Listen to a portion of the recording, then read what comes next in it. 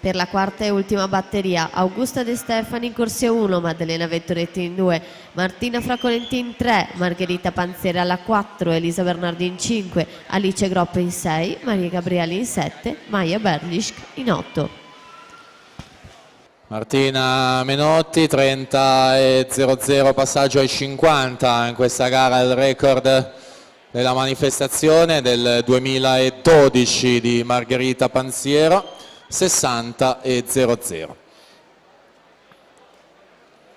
Menotti Vissauro, classe 99, anche lei già ha vinto medaglie e titoli in campo giovanile, in carriera, nelle categorie ragazze e junior, va a completare la sua prova, chiude in 1:03,21, quindi migliora di 26 centesimi il crono della Biasioli e si mette al comando della classifica. Al via, batteria conclusiva.